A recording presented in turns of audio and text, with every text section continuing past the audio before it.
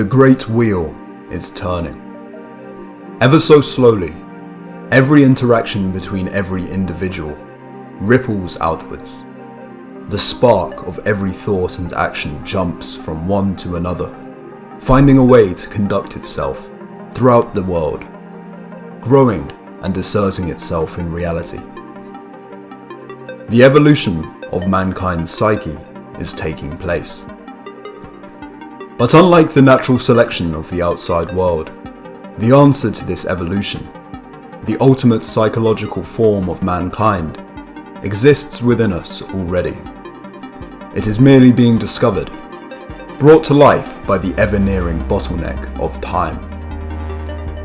Mankind is undergoing a metamorphosis of the deepest kind, moving into the destiny laid out before us.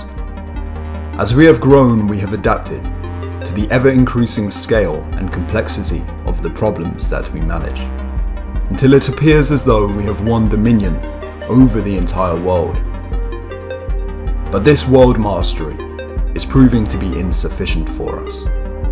Ruling over the material world is but a hollow aim when it stands alone.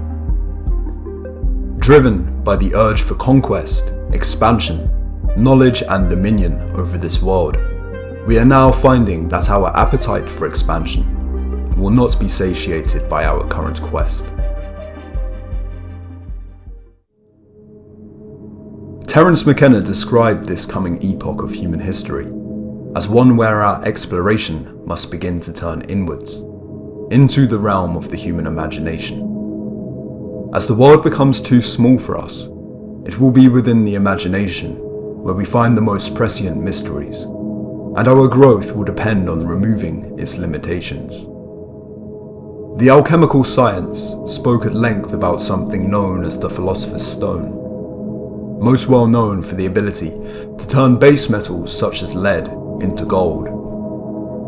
But to the more astute alchemist, the Philosopher's Stone was a far more multifaceted and powerful tool. It could essentially become whatever you wished it to be, transmuting all of your imagination into reality. Fundamentally, this often has been described as the process of effectively channeling libido, directing internal sexual energy outwards into the creation of the world. The Philosopher's Stone, then, is every bit a psychological tool as it is a physical one. It is the master key that can unlock potential and remove the limits of the mind, allowing one to form reality with ease. The imagination is striving in different directions within our culture.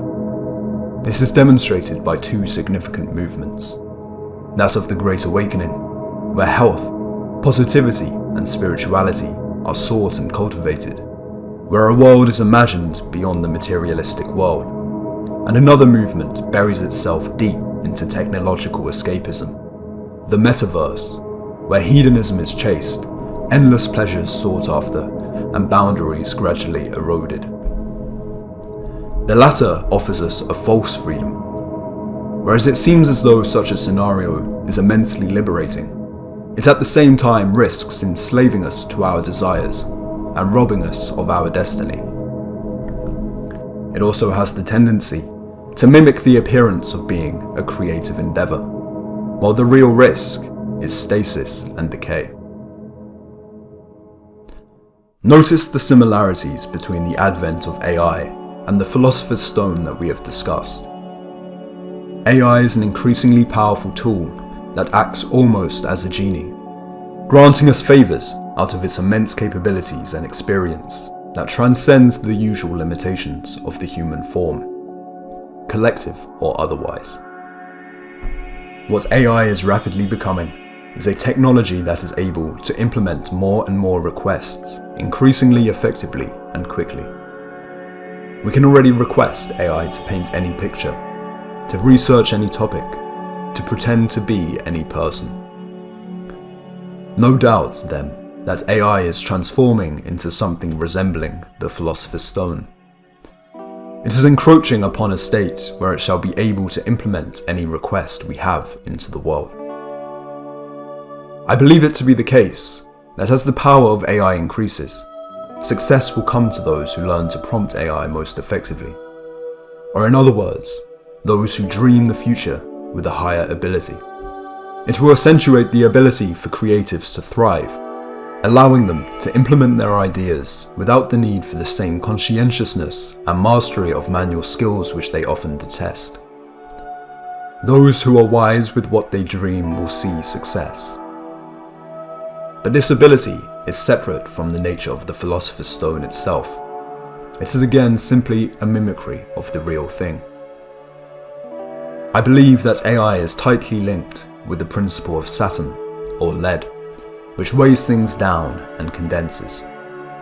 AI is beginning to condense the metaphysical world into reality by implementing the imagination into the world, and thus speeding up the physical manifestations of metaphysical forces. It may even be that the discovery of the true Philosopher's Stone is leading to this artificial mimicry in the material world. Whether AI destroys humanity or helps it greatly is to me still uncertain, and in large it will depend on how the forces of good and evil respond to its existence. Someone has already created an AI that has the expressed aim of destroying humanity. Yet, it is also conceivable that a counter-AI will be developed to combat this. Whoever dreams most effectively shall win. We are entering the new great month, the age of Aquarius, the sign of the water bearer that symbolizes a reconciliation of the two diverging fish of Pisces. The ruling planet of this age is Saturn, just as the main technological innovation at the beginning of this age will be AI. AI will begin to condense the great currents of the collective unconscious. It will weigh them down from what is distant and ethereal and make them manifest. The great wheel is turning, and we will soon be confronted with its motions. It is now our job to see this take place, and to awaken to the unconscious forces within us. We must yield the power of the Philosopher's Stone for good. This event may even be crucial. All the love, all the power.